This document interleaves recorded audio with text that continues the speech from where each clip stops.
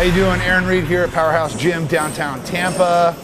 Tall Guy Master Trainer, founder of TallGuyTraining.com, author of The Supernatural Lifestyle, world's tallest bodybuilder, getting ready for nationals in November 18th, so in about 4 weeks. I'm gonna talk about what you tall guys need to be doing on your bench presses to get the most out of it, to work with your long, oblong bodies, you know? I think that first thing where we need to start is hand placement.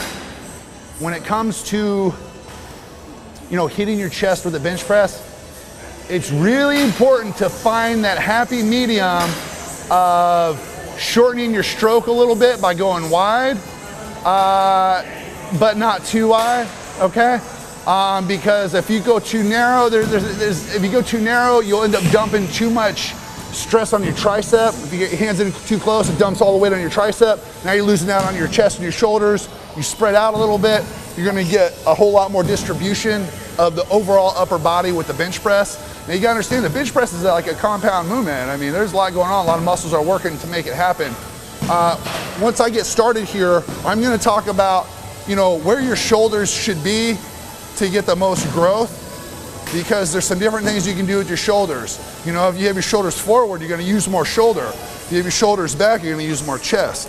And so I can talk about how this affects the actual growth of your chest. A lot of people have weak spots in their chest because they're actually not executing the right contraction in their simple movements, whether it's a bench press, with the barbell, with the dumbbell, cables, whatever. I'm gonna do my best to show you guys, you know, right here in real time, you know, what it should look like to hit the entire chest while you're working out. You know, your feet are also a factor. You know, you wanna have a wide stance. The other thing is, because we're really tall, we're gonna have weird sticking points typically. So I find that my sticking point is my chest, okay?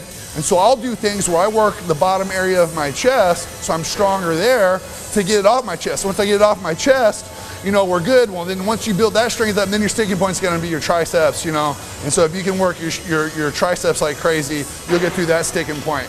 It just depends, you know, you gotta ask yourself, are you all about the numbers, having a big bench press? In my 20s, I was that way.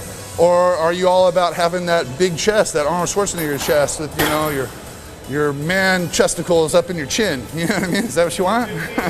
I mean, that's what we're after. So I think the best thing to do is just kind of get started and show you guys, you know, how to do it. Okay, so first of all, we're gonna start with hand placement. If you go too narrow, you're gonna use too much tricep. I see some guys in here pressing like this, a lot of tricep. You're gonna have really big, badass triceps, but you're just not gonna do a lot for your chest, okay? If you go too wide, you're not gonna get the height on your chest that you want from a contraction, because when you contract out here, if you look at the chest, it's not as tall as when you come together. So you gotta find like the happy medium, okay? So for me, the happy medium is I like to put my index finger on the mark right here, but some bars are different. You just gotta find that comfortable spot. I just know where I am. But at the end of the day, when I come off the bench, I want the tension to look like this at all times, okay? That way my chest is firing right from the get-go. The other thing that's important is when I'm coming down, you know, it's ideally to pinch your back together, okay? And this helps pull the shoulders back and make you use more chest, all right? Now, if you're not doing that, what'll happen is you'll end up flattening out and you'll have your shoulders do a lot of the work, all right? And if your shoulders are doing a lot of the work, you already screwed up, man. So at the end of the day, like, you wanna have control to where you can pull your shoulders back, and then we're gonna use our chest. The whole point of like doing this motion is to build a bigger chest, and it looks like this. Okay, you can see that right away, the tension on my chest is already there, okay? See now, if I didn't care where my shoulders are, I'd be here. But I pull my shoulders back. I like to pull them back just a little bit. That way when I'm down, and when I'm squeezing, I'm actually squeezing my elbows together. By squeezing my elbows together, all that tension's on my chest.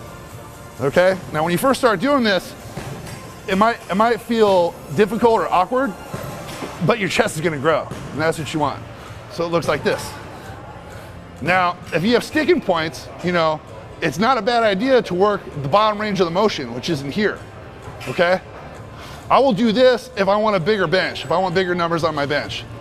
Since that's not the case, I just stay with my tension, squeeze. Squeeze. Okay, well, that pretty much wraps it up. Hope you found that helpful. If you'd like to learn more about me, visit tallguytraining.com. Got a little newsletter you can sign up, got a free report there I'd like you to check out, and we'll get you going. But also, I got a free report for you. This is called the 7 Worst Testosterone Killers. I want to check that out. All you got to do is click this box, put your little email in there, we'll send it right out to you. If you're on a mobile device, you can't click this box, so check the description below, it's right in there. Click that top link, 7 Worst Testosterone Killers, to get the free report. Be sure to like this video, subscribe to our channel, and leave some comments. Your opinion matters, we want to hear from you.